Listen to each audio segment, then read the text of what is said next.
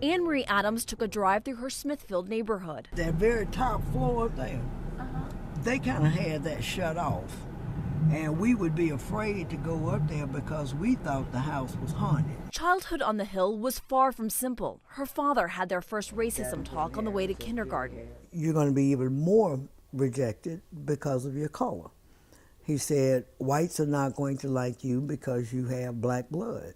Blacks are not going to like you because you are light skinned. In the 50s and 60s, there were rules. Once the sun went down, everybody went in. The city had an ordinance on its books preventing black families from moving onto the west side of Center Street. When they did, their houses were often burned and bombed. Civil rights attorney Arthur Shore's house was the target of multiple bombings, especially after he took the issue to court and changed zoning laws. Vibration from the dynamite would actually put cracks in your walls. Even young Oscar Adams, son of the civil rights attorney and first black state Supreme Court justice, remembers the 24-hour watches. People that would do night watches and ride around in the neighborhood at night to make sure no dynamite was put on their houses. So that was a little scary. Sometimes that was successful and sometimes it wasn't. Actually, a black family built a home on this property. And the night before they were supposed to move in, it was mysteriously burned. Shore's daughter remembers the bombings and shootings at her house. We had this routine to follow, as the windows were shot out. You get on the floor and you crawl to a safe place. And it angered me more than anything else. She and her sister armed themselves. She was a majorette, so she slept with her baton under her pillow. And I slept with the Colt 45 under mine. Shore's house made headlines in August 1963, then again in September. That bombing injured Mrs. Shore's. Adams was on her first date. All of a sudden, my father and one of our neighbors came in the movie to get us out of there because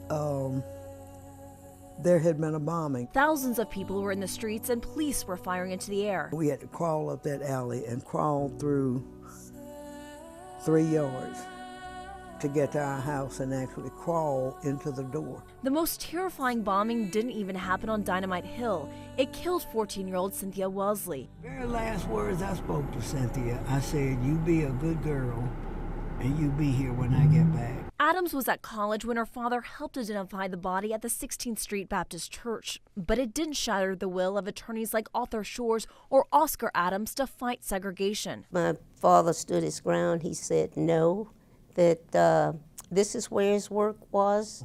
One thing I loved about that man, he never left his people. Their families never wanted to leave their roots. In Birmingham, Honora Gathings, ABC 3340.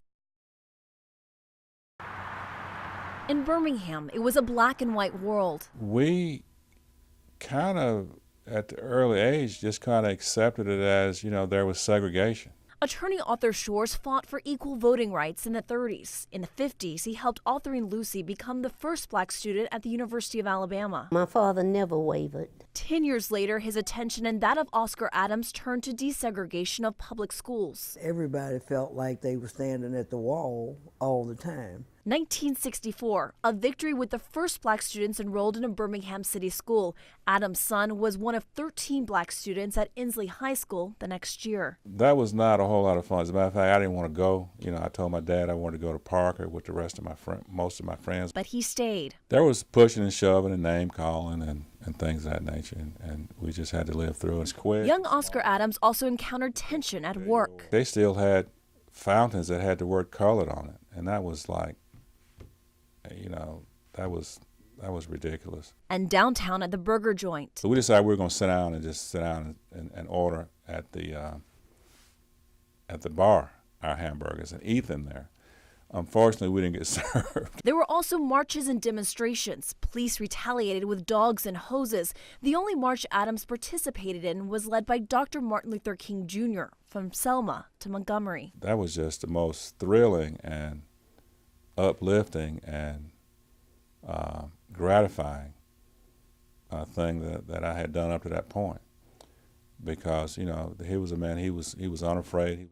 On the arm. The black and white world started to come into color. Author Short's daughter, Helen Shores Lee, remembers a Girl Scout trip on a train with black and white troops. Once we were all on the train going to the same place, it didn't make any difference. We sang songs and laughed and played like nothing. But it still took years for these children to become accepted as adults. Oscar Adams' widow remembers awkward political events. I have felt they really don't want me here. Adams became the first black swimmer at Alabama, and his father became the first black justice on the Alabama Supreme Court. There are some remnants out there of people who would still judge me just because I'm of the color of my skin.